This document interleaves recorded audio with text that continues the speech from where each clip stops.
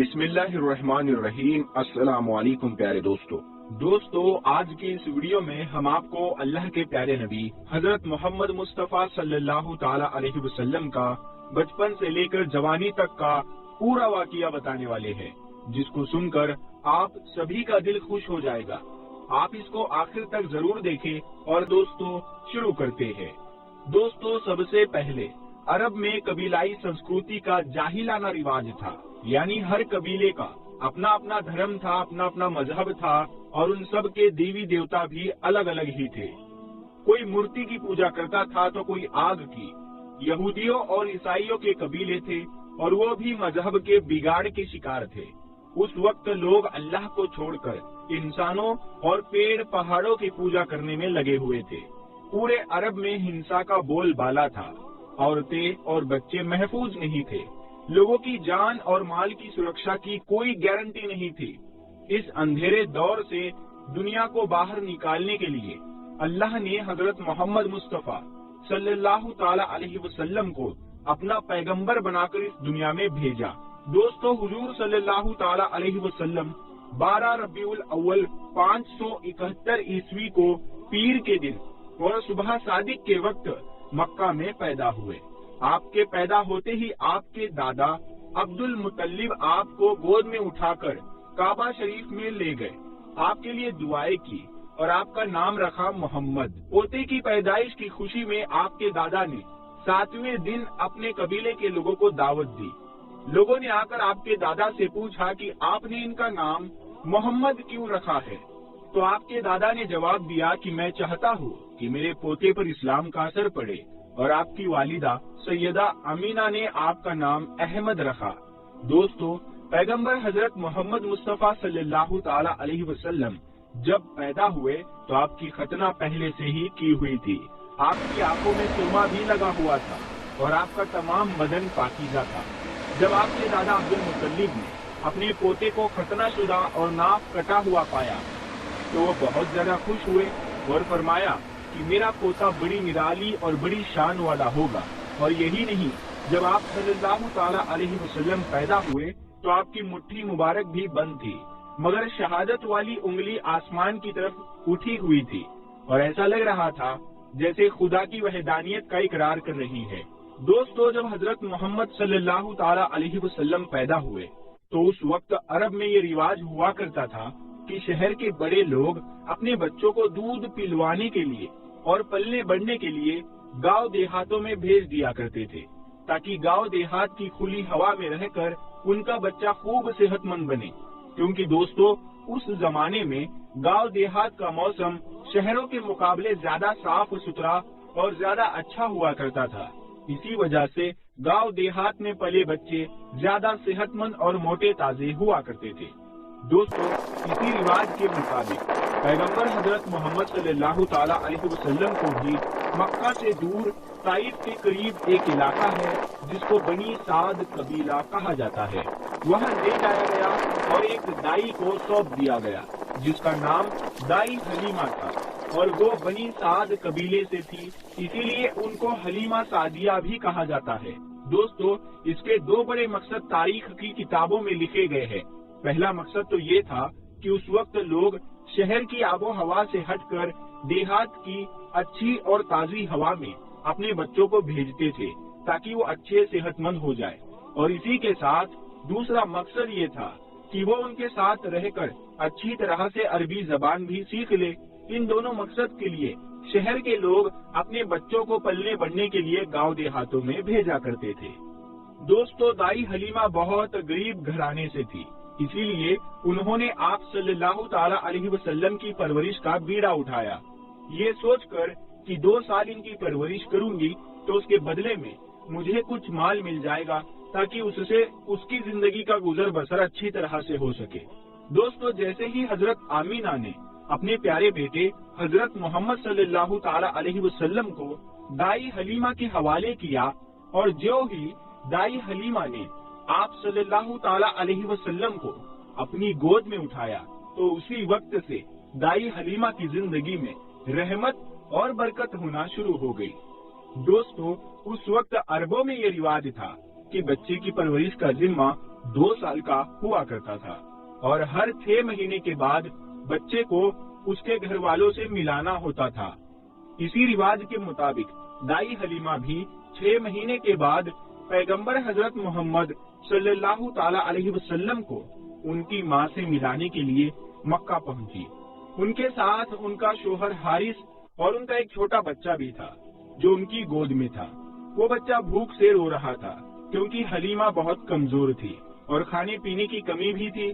اسی وجہ سے دائی حلیمہ دودھ نہیں پلا پا رہی تھی، لیکن جیسے ہی اس نے اللہ کے پیغمبر حضرت محمد صلی اللہ تعالی علیہ وسلم کو اپنی گود میں اٹھایا اور ان کو دودھ پلانا شروع کیا تو پیغمبر حضرت محمد صلی اللہ تعالی علیہ وسلم نے خوب سیر ہو کر دودھ پیا، اور آپ صلی اللہ تعالی علیہ وسلم کے دودھ پی لینے کے بعد دائی حلیمہ نے اپنے معصوم سے بچے کو بھی خوب دودھ پلایا۔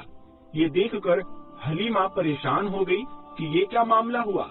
وہ جب مکہ آ رہی تھی تو ان کے پاس دودھ نہیں تھا، مگر جب سے یہ بچہ ان کی گود میں آیا ہے تب سے اللہ کی طرف سے خاص رحمتوں کا آنا شروع ہو گیا ہے۔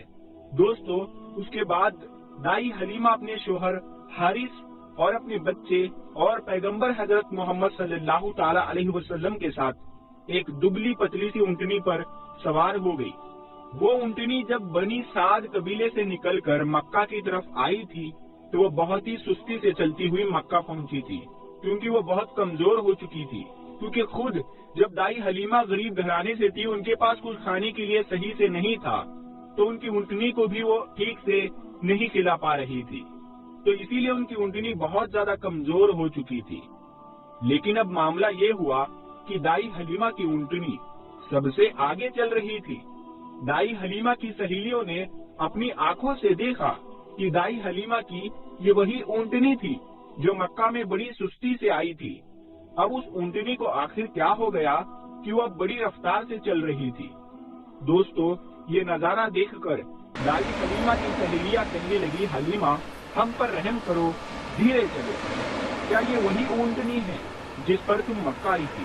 تو یہ سن کر دائی حلیمہ کہنے لگی کہ جب سے یہ بچہ میری گود میں آیا ہے تب سے معلوم نہیں عجیب عجیب سے واقعے میرے ساتھ ہونے لگے ہیں۔ دوستو، اس کے بعد دائی حلیمہ کی زندگی میں رحمتوں اور برکتوں کا سلسلہ چلتا رہا، اور ایسے کرتے کرتے 2 سال پورے ہونے کو آ گئے، یعنی کہ بچے کی پرورش کا ذمہ پورا ہونے کو آ گیا۔ جو ایگریمنٹ ہوا تھا وہ پورا ہو رہا تھا۔ خیر اور برکتوں کا سلسلہ دائی حلیمہ نے ان 2 سالوں میں اپنی زندگی میں خوب دیکھا۔ اسی وجہ سے ان کا دل نہیں چاہ رہا تھا کہ وہ اس نورانی بچے کو واپس اپنے گھر والوں کو سونپ دے، مگر دستور کے مطابق 2 سال کے بعد اس کو واپس سونپنا ہی تھا۔ اسی لیے 2 سال کے بعد دائی حلیمہ پیغمبر حضرت محمد صلی اللہ تعالی علیہ وسلم کو اپنے ساتھ لے کر مکہ کی طرف نکل پڑی۔ جب وہ مکہ میں پہنچی تو حضرت آمینہ سے کہنے لگی کہ آپ کا بچہ بڑا ہی برکتوں و رحمتوں والا بچہ ہے۔ جب سے یہ بچہ میری گود میں آیا ہے تب سے میری تو زندگی ہی بدل گئی ہے، میری زندگی میں برکتوں و رحمتوں کا دور شروع ہو گیا ہے۔ اسی لیے میری آپ سے گزارش ہے کہ آپ تھوڑے دن اس بچے کو میرے پاس رہنے دیں، میں تھوڑے دن اس کی پرورش کرنا چاہتی ہوں۔ تو یہ سن کر حضرت آمینہ نے پہلے تو انکار کر دیا، مگر دائی حلیمہ کے بار بار اصرار کرنے پر حضرت آمینہ تیار ہو گئی اور کہنے لگی کہ تھوڑے دن اپنے پاس اور رکھ لو، پھر واپس آ کر مجھے دے جانا۔ اس طرح سے دائی حلیمہ آپ صلی اللہ تعالی علیہ وسلم کو واپس اپنے ساتھ لے گئی۔ دوستو، ایسا کرتے کرتے پیغمبر حضرت محمد صلی اللہ تعالی علیہ وسلم کی عمر 4 سال کی ہو گئی۔ جب آپ کی عمر 4 سال کی ہوئی تو ایک دن آپ دائی حلیمہ کے گھر کے باہر کچھ بچوں کے ساتھ کھیل رہے تھے۔ ان میں حلیمہ سعدیہ کا ایک بیٹا جو پیغمبر حضرت محمد کا دودھ شریک بھائی بھی تھا، وہ سب کھیل رہے تھے کہ اچانک آپ زمین پر گر گئے اور آپ کے چہرے اور جسم کا رنگ پوری طرح سے بدل گیا۔ دوستو، تاریخ کی کتابوں میں ہے کہ اس وقت حضرت جبرائیل علیہ السلام پہلی بار پیغمبر حضرت محمد صلی اللہ تعالی علیہ وسلم سے ملنے آئے تھے۔ جیسے ہی حضرت جبرائیل علیہ السلام آپ کے پاس آئے تو آپ کو زمین پر لیٹا کر آپ کے سینے کو چاک کر دیا، یعنی کہ آپ کے سینے کو کھول دیا اور آپ کے دل کو باہر نکال لیا۔ اس کے بعد آپ کے دل کو زمزم کے پانی سے دھویا اور آپ کے دل پر ایک کالے رنگ کا چھوٹا سا لوتھڑا تھا، اس کو ہٹا دیا اور یہ کہا کہ آج سے شیطان کے حصے کو دور کر دیا، اور اس کے بعد آپ کے دل کو واپس آپ کے سینے میں رکھ دیا۔ دوستو، ادھر یہ دیکھ کر آپ کے ساتھ کھیل رہے بچے گھبرا گئے کہ آپ کو کیا ہو گیا ہے، آپ کا چہرے کا رنگ اتنا پیلا کیوں پڑ گیا ہے۔ اسی لیے وہ دوڑے دوڑے دائی حلیمہ کے پاس پہنچ گئے اور کہنے لگے کہ محمد کا کسی نے قتل کر دیا ہے۔ تو یہ سن کر دائی حلیمہ بہت گھبرا گئی اور پریشان ہو اٹھی اور بھاگتی ہوئی سوچنے لگی کہ مجھے 2 سال کے بعد اس بچے کو اپنی ماں کو دے دینا چاہیے تھا، اب اس کی ماں کو میں کیا منہ دکھاؤں گی۔ یہ سوچتے ہوئے دائی حلیمہ بھاگتی ہوئی آپ صلی اللہ تعالی علیہ وسلم تک پہنچی تو حلیمہ نے دیکھا کہ آپ کے جسم کا رنگ بدلا ہوا ہے، مگر تھوڑی دیر کے بعد آپ کو ہوش آ گیا۔ یہ دیکھ کر حلیمہ کی جان میں جان آئی اور کہنے لگی اب اس کو اور نہیں رکھوں گی اپنے پاس۔ اس کے بعد دائی حلیمہ مکہ پہنچی اور پیغمبر محمد کو حضرت آمینہ کے حوالے کر دیا۔ دوستو، اس کے بعد 4 سال کی عمر کے بعد آپ اپنی ماں حضرت آمینہ کے پاس رہنے لگے۔ دوستو، پیغمبر حضرت محمد صلی اللہ تعالی علیہ وسلم کی عمر مبارک جب 4 سال کی ہوئی تو آپ مکہ میں واپس آ گئے اور اس کے بعد آپ اپنی والدہ حضرت آمینہ کے پاس رہنے لگے۔ اس کے بعد زندگی کے دن بیتتے چلے گئے۔ سن 575 یا 576 میں جب آپ کی عمر 5 اور 6 سال کے بیچ ہوئی تب آپ اپنی ماں حضرت آمینہ کے ساتھ اور اپنے دادا عبد المطلب کے ساتھ مدینہ کی طرف نکلے۔ مدینہ میں آپ کے لیے 2 خاص باتیں تھی۔ ایک تو یہ کہ مدینہ میں آپ کے والد حضرت عبداللہ کی قبر مبارک تھی، اور دوسری بات یہ کہ مدینہ میں آپ کے دادا عبد المطلب کا ننیحال بھی تھا۔ دوستو، اس زمانے میں سفر 1 مہینے یا 1.5 مہینے کا ہوا کرتا تھا، اسی لیے آپ کا یہ سفر بھی تقریباً مہینے بھر کا تھا۔ 1 مہینے کے بعد جب آپ پلٹ کر واپس مکہ کی طرف آ رہے تھے تو آپ کی زندگی میں جو واقعہ پیش آیا جس کو دیکھ کر آپ کے دادا عبد المطلب بھی رونے لگے۔ اللہ کے پیغمبر صلی اللہ تعالی علیہ وسلم کو اپنے بچپن کی عمر میں ہی آپ کو دوسرا بڑا جھٹکا لگا اور اللہ نے آپ کو ایک اور آزمائش میں ڈال دیا۔ دوستو، ہوا یہ کہ آپ جب 1 مہینے کے بعد مدینہ سے واپس مکہ آ رہے تھے تو راستے میں ہی آپ کی والدہ حضرت آمینہ کی طبیعت بگڑ گئی اور وہ بری طرح سے بیمار پڑ گئی اور اس کے بعد ان کا انتقال ہو گیا۔ مکہ اور مدینہ کے بیچ الابوا نام کی ایک جگہ ہے، وہیں پر حضرت آمینہ کو دفن کیا گیا اور اس طرح سے آپ 6 سال کی عمر میں ہی یتیم ہو گئے۔ آپ کی اس حالت کو دیکھ کر آپ کے دادا عبد المطلب بہت پریشان ہوئے اور وہ رونے لگے۔ ایک تو یہ کہ آپ کی پیدائش کے کچھ دن پہلے آپ کے والد حضرت عبداللہ کا انتقال ہو گیا تھا، اور اب دوسرا جھٹکا یہ لگا کہ آپ کی عمر ابھی 6 سال کی ہی تھی کہ آپ کی والدہ کا بھی انتقال ہو گیا۔ یہ دیکھ کر آپ کے دادا عبد المطلب کو بہت دکھ ہوا، مگر وہ بھی کیا کرتے، ایک دن تو سب کو مرنا ہے۔ اس کے بعد آپ کے دادا عبد المطلب نے آپ کو اپنی گود میں اٹھایا اور مکہ کی اور چل پڑے، اس فکر کے ساتھ، اس سوچ کے ساتھ کہ آخر اس معصوم سے بچے کے ساتھ ایسا کیوں ہو رہا ہے۔ دوستو، آپ ذرا سوچ کر دیکھیے کہ ان بچوں پر کیا بیتتی ہوگی جو بچپن میں ہی یتیم ہو جاتے ہیں، جن کے والد اور والدہ کا انتقال بچپن میں ہی ہو جاتا ہے۔ اس کے بعد ایسے بچوں کو لوگ دھکار بھری نظروں سے دیکھتے ہیں، پھر ایسے بچوں کے ساتھ اچھا برتاؤ بھی نہیں کیا جاتا، مگر آپ صلی اللہ تعالی علیہ وسلم کے ساتھ اللہ کی مدد تھی۔ جیسا کہ اللہ نے خود قرآن پاک میں ارشاد فرمایا ہے کہ آپ کے یتیم ہونے پر اللہ کی مدد آپ کے ساتھ تھی، اسی وجہ سے آپ کے ساتھ اچھا معاملہ پیش آیا اور اللہ نے آپ کو سہارا دیا۔ دوستو، اس کے بعد آپ کے دادا عبد المطلب آپ کو غم کے ساتھ لے کر مکہ میں پہنچے۔ آپ کے گھر کے اندر غم کا ماحول تھا۔ ابو طالب جو آپ کے چچا تھے وہ آپ کو اس حالت میں دیکھ کر رونے لگے۔ ابو طالب آپ کو بہت چاہتے تھے اور عبد المطلب بھی اپنے بیٹوں سے سب سے زیادہ اور اپنے پوتوں میں سب سے زیادہ پیغمبر حضرت محمد صلی اللہ تعالی علیہ وسلم کو چاہتے تھے۔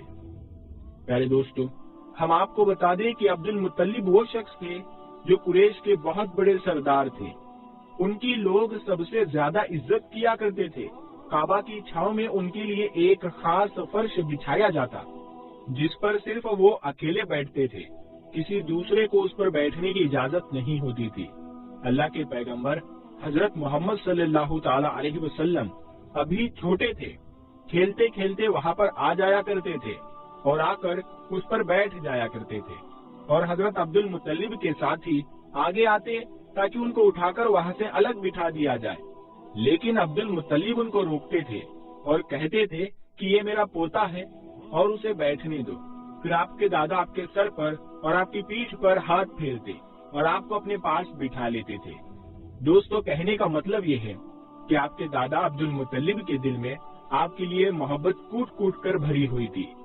آپ کی وہ ہر خواہش کا خیال رکھتے تھے، آپ کی ہر ضرورت کو وہ پورا کیا کرتے تھے، آپ کو کسی بھی طرح کی کوئی تکلیف نہیں ہونے دیتے تھے۔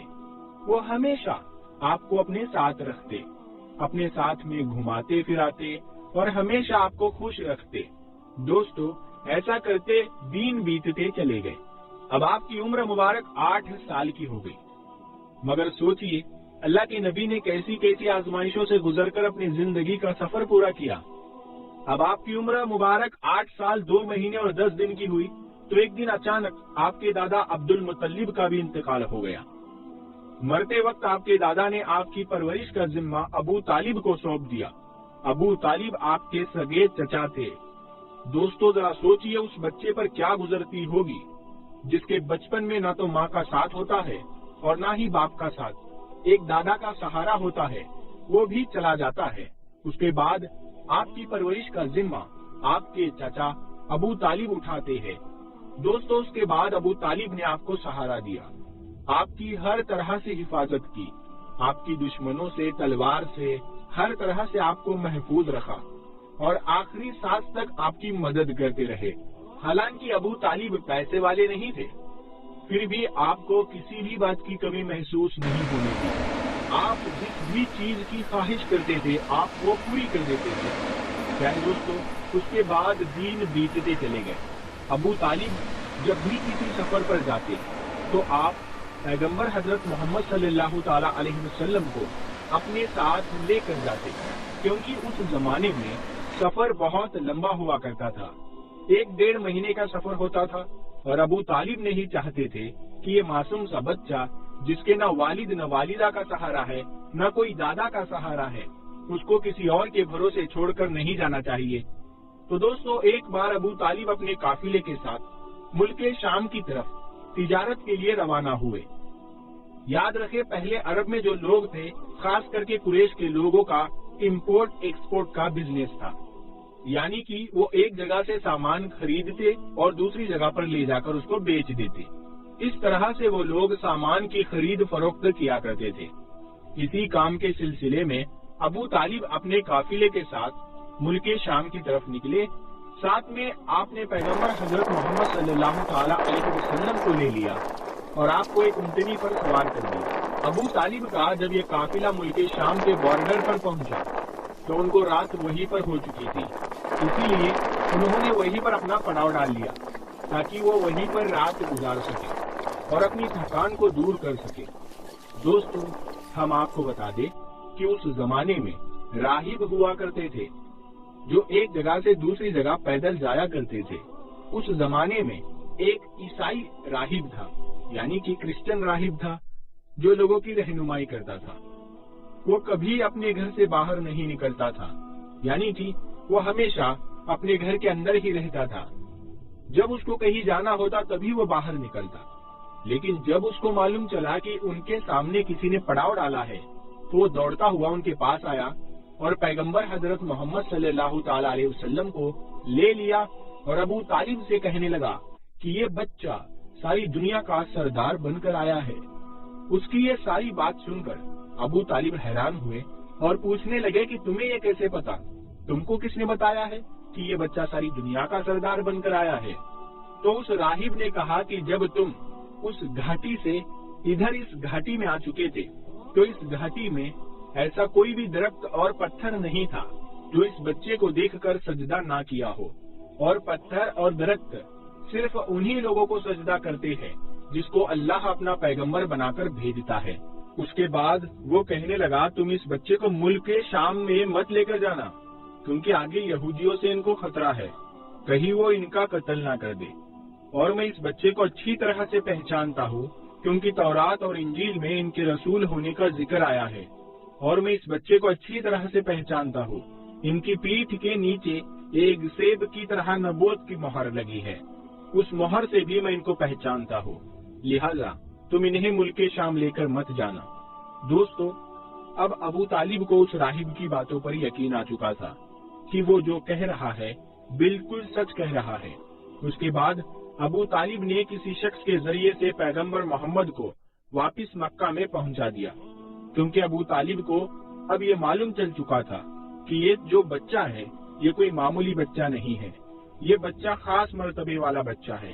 उसके बाद अबू तालिब आपकी परवरिश और आपकी सुरक्षा के मामले में और ज्यादा चौकन्ना हो गए और आपकी हर तरह से हिफाजत करने लगे। दोस्तों, पैगंबर हजरत मोहम्मद सल्लल्लाहु ताला अलैहि वसल्लम की सच्चाई और ईमानदारी को देखकर एक बार हजरत खतीजा रज़ी अल्लाह ताला अन्हा ने आपको अपना माल देकर शाम में तिजारत के लिए भेजा और साथ में अपने एक गुलाम को भी लगा दिया। अल्लाह के फजलो करम से तिजारत में खूब मुनाफा हुआ। हजरत खदीजा के गुलाम, जिनका नाम मसीरा था, उन्होंने भी आपकी ईमानदारी और अच्छे अखलाक की खूब तारीफ की। ये देखकर हजरत खदीजा आपकी तरफ माइल हुई, यानी कि हजरत खदीजा आप सल्लल्लाहु ताला अलैहि वसल्लम से बहुत प्रभावित हुई और उसके बाद आपने खुद ही पैगंबर मोहम्मद को निकाह का पैगाम भेजा। दोस्तों, हम आपको बता दें कि हजरत खदीजा रज़ी अल्लाह ताला अन्हा अरब में एक कामयाब बिजनेस वूमन थी और अपनी व्यापार से की हुई कमाई को हजरत खदीजा गरीब, अनाथ, विधवा और बीमारों में बांटा करती थी। उन्होंने अनगिनत गरीब लड़कियों की शादी का खर्च भी उठाया था और इस तरह एक बेहद नेक और सबकी मदद करने वाली औरत के रूप में इस्लाम में ही नहीं बल्कि पूरी दुनिया के इतिहास में उनका बड़ा योगदान रहा है। यानी कि हजरत खदीजा हमेशा गरीब लोगों की अनाज और कपड़ों से मदद किया करती थी। हजरत खदीजा मूर्तियों में विश्वास नहीं करती थी और न ही उनकी पूजा करती थी। दोस्तों, हम आपको ये भी बता दें कि हजरत खदीजा की पैगंबर मोहम्मद के साथ शादी होने से पहले 2 शादियां हो चुकी थी और उनके पहले दोनों शोहरों से उन्हें बच्चे भी थे, लेकिन उनके जो शोहर थे वो दोनों भी इंतकाल कर चुके थे। इन्होंने अपना पहला निकाह अबू हाला से किया था, जिनसे इनको 2 बेटियां हुई थी, मगर उसके बाद अबू हाला यानी कि इनके पहले शोहर की मौत हो गई और उसके बाद हजरत खदीजा ने दूसरी शादी अतीक इब्ने जैद के साथ की, जिनसे इनको एक बेटी हुई, मगर ये भी थोड़े दिनों के बाद इस दुनिया से चल बसे और ये फिर से विधवा हो गई। उसके बाद अरब के बड़े बड़े ताजदारों ने, सरदारों ने खदीजा के साथ शादी की पेशकश की, मगर हजरत खदीजा राजी ना हुई, यहाँ तक कि अल्लाह ने आपको पैगंबर मोहम्मद की तरफ माइल कर दिया। दोस्तों, उसके बाद हजरत खदीजा ने पैगंबर हजरत मोहम्मद सल्लल्लाहु ताला अलैहि वसल्लम की ईमानदारी और तिजारती सफर को देखकर तीसरे निकाह का पैगाम आपने खुद ही अपनी एक खास सहेली, जिसका नाम नफीसा था, उसके जरिए आपने पैगंबर मोहम्मद के पास निकाह का पैगाम भेजा। तो पैगाम सुनकर पैगंबर हजरत मोहम्मद सल्लल्लाहु ताला अलैहि वसल्लम ने ये कहकर इनकार कर दिया कि वो इसके बारे में सबसे पहले अपने चचा अबू तालिब और अपनी चची से बात करेंगे, उसके बाद में ही वो इसके बारे में आपको बताएंगे। दोस्तों, उसके बाद पैगंबर हजरत मोहम्मद सल्लल्लाहु ताला अलैहि वसल्लम ने इस पैगाम के बारे में अपने चचा अबू तालिब से बात की, यानी कि उनको इस पैगाम के बारे में बताया। तो ये सुनकर आपके चचा अबू तालिब बहुत खुश हुए और निकाह करवाने के लिए राजी हो गए और आपको इजाजत दे दी। आपके चचा हजरत हमजा ने खदीजा के चचा अम्र बिन सऊद से रसूलुल्लाह सल्लल्लाहु ताला अलैहि वसल्लम के वली यानी कि बड़े होने की हैसियत से बातचीत की और 20 ऊंटनी मेहर यानी कि निकाह के वक्त औरत या बीवी को दी जाने वाली जो रकम आपकी हैसियत में हो یہ دیکھ کر آپ کے چچا ابو طالب نے آپ کا نکاح پڑھا دیا۔ دوستو اس کے بعد حضرت ختیجہ اور پیغمبر محمد صلی اللہ تعالی علیہ وسلم کے نکاح کا خطبہ آپ کے چچا ابو طالب نے پڑھا۔ اس میں اللہ کی حمد و ثنا کی گئی۔ اس کے بعد قبول نامہ ہوا اور مہر بیان کیا گیا۔ مہر میں 20 اونٹنی لکھی گئی۔ دوستو یہ ملک شام کی واپسی کے 2 مہینے کے بعد کی بات ہے۔ اس وقت آپ کی عمر 25 سال تھی اور حضرت ختیجہ کی عمر 40 سال تھی۔ حضرت ختیجہ آپ کی پہلی بیوی تھی۔ حضرت ختیجہ کے جیتے جی آپ نے کسی اور عورت کے ساتھ شادی نہیں کی۔ آپ کی تمام اولادیں بھی انہی سے ہوئی ہے۔ صرف حضرت ابراہیم حضرت ماریہ سے پیدا ہوئے تھے۔ دوستو پیغمبر حضرت محمد صلی اللہ تعالی علیہ وسلم اور حضرت ختیجہ رضی اللہ تعالی عنہا کی اولادیں یہ ہے، یعنی کہ آپ کے اولادوں کے نام یہ ہے۔ پہلے قاسم، پھر زینب، پھر رقیہ، پھر ام کلثوم، پھر فاطمہ اور پھر عبداللہ۔ آپ کے تمام لڑکے بچپن میں ہی انتقال کر گئے تھے۔ البتہ آدھی بیٹیوں نے آدھی نبوت کو پایا، اسلام لائی اور ہجرت بھی کی، اور سب کی سب آپ کی زندگی میں ہی انتقال کر گئی۔ صرف حضرت فاطمہ رضی اللہ تعالی عنہا آپ کی اس دنیا سے پردہ فرما جانے کے 6 مہینے کے بعد اس دنیا سے رخصت ہوئی۔ پیارے دوستو جیسا کہ آپ کو پتا ہے کہ شادی کے وقت پیارے نبی صلی اللہ تعالی علیہ وسلم کی عمر مبارک 25 تھی اور حضرت ختیجہ کی عمر 40 تھی۔ حضرت ختیجہ عرب کی امیر ترین خاتون اور تاجرین عورت تھی۔ آپ صلی اللہ تعالی علیہ وسلم پر جب پہلی آیت نازل ہوئی تو رسول اللہ صلی اللہ تعالی علیہ وسلم نے سب سے پہلے حضرت ختیجہ کو بتایا۔ اسلام قبول کرنے والی میں حضرت ختیجہ پہلی خاتون ہے، پہلی عورت ہے۔ اسلام کو پھیلانے میں نہ صرف اخلاقی بلکہ مالی طور پر بھی آپ نے بہت زیادہ آپ صلی اللہ تعالی علیہ وسلم کی مدد کی ہے۔ دوستو پیغمبر حضرت محمد صلی اللہ تعالی علیہ وسلم حضرت ختیجہ رضی اللہ تعالی عنہا سے بہت محبت کیا کرتے تھے، اور ان کی ہوتے ہوئے یعنی کہ حضرت ختیجہ کے جیتے جی آپ نے دوسری شادی نہیں کی تھی۔ اور عرب کا یہ رواج تھا کہ وہ 10 شادیاں کرتے تھے، 10 11 شادیاں تک اس وقت عربوں میں ہوا کرتی تھی۔ لیکن پیارے نبی صلی اللہ تعالی علیہ وسلم نے جب تک حضرت ختیجہ زندہ رہی تب تک انہوں نے دوسری شادی نہیں کی۔ حضرت ختیجہ اور پیغمبر محمد کا ساتھ تقریباً 25 سال تک رہا۔ اللہ کے پیغمبر حضرت محمد صلی اللہ تعالی علیہ وسلم نے فرمایا ہے کہ ختیجہ دنیا کی بہترین عورتوں میں سے ہے۔ آپ رضی اللہ تعالیٰ عنہ کی وفات کے بعد بھی پیغمبر حضرت محمد صلی اللہ تعالیٰ علیہ وسلم اکثر آپ کو یاد کیا کرتے تھے اور آپ کی سہیلیوں کو ہدیہ بھجواتے رہتے تھے۔ دوستوں پیغمبر حضرت محمد صلی اللہ تعالیٰ علیہ وسلم کی تمام اولادیں یعنی کہ آپ کے 6 بچے حضرت ختیجہ سے ہی ہے، سوائے حضرت ابراہیم رضی اللہ تعالیٰ عنہ کے۔ حضرت ختیجہ کی قبر مبارک جنت المعلی مکہ میں ہے۔ جس سال حضرت ختیجہ رضی اللہ تعالیٰ عنہ اور آپ کے چچا ابو طالب کا انتقال ہوا تھا، اس سال کو آپ نے غم کا سال قرار دیا۔ پیارے دوستو اعلان نبوت سے پہلے اللہ کے پیغمبر حضرت محمد صلی اللہ تعالی علیہ وسلم کچھ کھانے پینے کا سامان اپنے ساتھ لے کر غار ہرا کی پہاڑی پر چلے جایا کرتے، اور وہاں پر جا کر وہ اکیلے بیٹھتے اور اللہ کی عبادت کرتے، یعنی کہ اللہ کی عبادت میں مشغول رہتے تھے۔ یہ سلسلہ کافی دنوں تک ایسے ہی چلتا رہا، یعنی کہ کافی دنوں تک آپ اسی طرح سے غار ہرا کی پہاڑی پر جا کر اللہ کی عبادت کرتے رہے۔ ایک مرتبہ اللہ کے پیغمبر حضرت محمد صلی اللہ تعالی علیہ وسلم غار ہرا کی پہاڑی پر اللہ کی عبادت میں مشغول تھے کہ اتنے میں آپ کے پاس میں حضرت جبرائیل علیہ السلام اپنی اصل شکل و صورت میں آپ کے پاس تشریف لائے، یعنی کہ اچانک حضرت جبرائیل علیہ السلام آپ کے سامنے نازل ہو گئے۔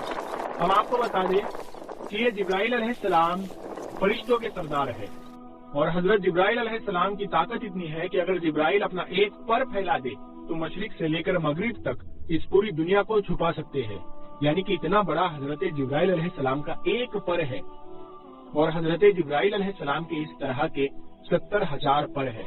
اب آپ سوچئے کہ حضرت جبرائیل کتنے زیادہ طاقتور ہوں گے اور کتنے بڑے ہوں گے۔ اس کے علاوہ حضرت جبرائیل کی پرواز کا عالم یہ ہے، یعنی کہ ان کی سپیڈ اتنی زیادہ ہے کہ یہ پلک جھپکتے ہی سدرا سے زمین پر آ جاتے ہیں، اور پلک جھپکتے ہی اس زمین سے واپس سدرا پر پہنچ جاتے ہیں۔ یہ حضرت جبرائیل علیہ السلام کی طاقت کا عالم ہے۔ اگر حضرت جبرائیل علیہ السلام چاہے تو اس پوری زمین کو اٹھا کر پلٹ سکتے ہیں۔ قوم لوط کو اسی طرح سے حضرت جبرائیل علیہ السلام نے پلٹا تھا۔ یہ حضرت جبرائیل علیہ السلام کی شان ہے جو اللہ کے ایک فرشتے ہیں۔ جبرائیل علیہ السلام کے ایک مقتدی بھی ہے جن کا نام اسرائیل علیہ السلام ہے، جن کو ملک الموت بھی کہا جاتا ہے۔ وہ ہر انسان کے گھر میں آتے ہیں اور جس انسان کو یہ ایک بار دکھ جاتے ہیں تو پھر وہ دوبارہ کسی اور انسان کو دیکھ نہیں پاتا ہے، یعنی کہ پھر وہ انسان کسی اور کو دیکھنے سے ہمیشہ ہمیشہ کے لیے محروم رہ جاتا ہے۔ حضرت اسرائیل کی طاقت اتنی زیادہ ہے کہ اگر اسرائیل کسی پر اپنی انگلی رکھ دے تو اس انسان کی موت ہو جاتی ہے، یعنی کہ وہ مر جاتا ہے۔ اب آپ سوچئے کہ جب حضرت اسرائیل کی طاقت یہ ہے تو پھر اللہ کے فرشتے حضرت جبرائیل علیہ السلام کی طاقت کا عالم کیا ہوگا۔ تو دوستو، یہی حضرت جبرائیل علیہ السلام پہلی بار اپنی اصل شکل و صورت میں اللہ کے پیارے نبی حضرت محمد صلی اللہ تعالی علیہ وسلم کے سامنے حاضر ہو گئے اور کہنے لگے، پڑھو اقرا۔ یہ سن کر آپ صلی اللہ تعالی علیہ وسلم نے فرمایا کہ مجھے پڑھنا نہیں آتا۔ حضرت جبرائیل نے دوبارہ کہا، پڑھو اقرا۔ آپ صلی اللہ تعالی علیہ وسلم نے پھر کہا کہ مجھے پڑھنا نہیں آتا۔ حضرت جبرائیل علیہ السلام نے تیسری مرتبہ کہا، پڑھو اقرا۔ تو آپ نے پھر کہا کہ مجھے پڑھنا نہیں آتا۔ اس کے بعد حضرت جبرائیل علیہ السلام نے اللہ کے پیارے نبی حضرت محمد مصطفیٰ صلی اللہ تعالی علیہ وسلم کو اپنے سینے سے لگایا اور سینے سے اس طرح سے لگایا کہ حضرت جبرائیل علیہ السلام نے حضور پاک صلی اللہ تعالی علیہ وسلم کی بغل میں اپنے دونوں ہاتھ ڈالے، یعنی کہ اللہ کے نبی کے دونوں ہاتھ باہر کی طرف کر دیے، اور پھر جبرائیل نے پیارے نبی کو اپنے سینے سے لگایا اور پھر زور سے دبا دیا، یعنی کہ بہت زور سے دبا دیا۔ حدیث شریف میں آتا ہے کہ اللہ کے پیارے نبی حضرت محمد صلی اللہ تعالی علیہ وسلم نے فرمایا کہ اس وقت حضرت جبرائیل نے مجھے اتنی زور سے دبایا تھا کہ قریب تھا کہ میری جان نکل جاتی، مگر جبرائیل نے مجھے زور سے دبا کر چھوڑ دیا اور پھر فرمایا کہ پڑھو اپنے رب کے نام کے ساتھ جس نے آپ کو اور تمام دنیا کو پیدا فرمایا ہے، پیدا کیا ہے انسان کو زمین و خون کے جمے ہوئے ایک لوتھڑے سے۔ پڑھو، حال یہ ہے کہ تمہارا رب بڑا ہی رحم کرنے والا ہے۔ پھر اللہ کے پیارے نبی حضرت محمد صلی اللہ تعالی علیہ وسلم پڑھنے لگے اور پھر آپ بہت گھبرائے ہوئے غار ہرا کی پہاڑی سے اتر گئے اور اپنے گھر آ گئے، یعنی کہ وہ واقعہ ہونے کے بعد میں اللہ کے پیارے نبی حضرت محمد صلی اللہ تعالی علیہ وسلم گھبرائے ہوئے اپنے گھر تشریف لائے۔ اس وقت آپ کا بدن کانپ رہا تھا، جس طرح سے انسان کا بدن سبھی سردی میں کانپتا ہے، یعنی کہ اس وقت آپ بہت ہی زیادہ خوف کی حالت میں آ گئے تھے۔ آپ صلی اللہ تعالی علیہ وسلم بہت ہی زیادہ گھبرائے ہوئے اپنے گھر آئے اور آپ نے اپنی بیوی حضرت خدیجہ رضی اللہ تعالی عنہا سے فرمائے، چادر لاؤ اور مجھ کو چادر اڑا دو۔ حضرت خدیجہ چادر لے کر آئے اور پھر آپ وہ چادر اوڑھ کر سو گئے۔ اس کے کچھ دیر بعد میں آپ صلی اللہ تعالی علیہ وسلم کے اوپر سے خوف کے اثرات کم ہوئے تو آپ نے اپنی بیوی حضرت خدیجہ رضی اللہ تعالی عنہا کو یہ سارا واقعہ بیان کیا، یعنی کہ غار ہرا کی پہاڑی پر جو بھی آپ کے ساتھ میں ہوا تھا وہ سارا واقعہ آپ نے حضرت خدیجہ کے سامنے بیان کر دیا۔ تو یہ واقعہ سن کر حضرت خدیجہ نے فرمایا کہ آپ کے اوپر یہ کوئی شیطانی کام نہیں ہو سکتا ہے، کیونکہ آپ نے تو ہمیشہ غریبوں کی مدد کی ہے، آپ نے تو ہمیشہ بیواؤں کو سہارا دیا ہے، آپ تو ہمیشہ یتیموں کے سہارے بنے ہو، آپ نے ہمیشہ بے سہارا لوگوں کی مدد کی ہے، اسی لیے آپ کے ساتھ میں اللہ تعالیٰ کچھ کبھی غلط نہیں ہونے دے سکتا۔ آپ کو اللہ کبھی اس طرح سے ضائع اور برباد نہیں کرے گا۔ دوستو، اس کے بعد میں حضرت خدیجہ اللہ کے پیارے نبی حضرت محمد صلی اللہ تعالی علیہ وسلم کو ساتھ میں لے کر اپنے چچا زاد بھائی حضرت براق ابن نوفل کے پاس پہنچی، جو کہ اس وقت یہودیوں کے ایک بہت بڑے عالم ہوا کرتے تھے۔ یہ اصل میں پہلے مشرک تھے، یعنی کہ بت پرست تھے، لیکن یہ بہت ہی زیادہ تعلیم یافتہ تھے، اسی لیے بعد میں انہوں نے عیسائی دھرم کو قبول کر لیا تھا۔ پھر انہوں نے تورات اور انجیل کو حفظ بھی کر لیا تھا، یعنی کہ یہ اس وقت تورات کے بہت بڑے عالم تھے۔ اسی لیے حضرت خدیجہ اللہ کے پیارے نبی حضرت محمد صلی اللہ تعالی علیہ وسلم کو ساتھ میں لے کر اپنے انہی چچا زاد بھائی کے پاس پہنچی اور جا کر سارا واقعہ بیان کر دیا۔ حضرت براق ابن نوفل کے اس وقت اپنے بڑھاپے کی وجہ سے بینائی چلی گئی تھی، یعنی کہ اس وقت وہ دیکھ نہیں پا رہے تھے۔ جب انہوں نے اللہ کے نبی حضرت محمد صلی اللہ تعالی علیہ وسلم کی حالت سنی تو پوچھنے لگے کہ آپ کو کیا ہوا؟ تو آپ صلی اللہ تعالی علیہ وسلم نے فرمایا کہ میں غار حرا کی پہاڑی پر اللہ کی عبادت میں مشغول تھا، اتنے میں میرے پاس میں اس طرح سے ایک بہت بڑا شخص اچانک میرے سامنے آ گیا اور پھر وہ کہنے لگا کہ پڑھو۔ جب میں نے نہیں پڑھا تو اس نے پھر اپنے سینے سے لگا کر مجھ کو بہت زور سے دبایا، پھر میں نے پڑھنا شروع کر دیا۔ اب دوستو، جیسا کہ ہم نے آپ کو پہلے بتایا کہ حضرت براق ابن نوفل اس وقت کی تورات اور انجیل کے ایک بہت بڑے عالم تھے، اسی لیے وہ اللہ کے آخری نبی کے آنے کی تمام نشانیوں کے بارے میں اچھی طرح سے جانتے تھے۔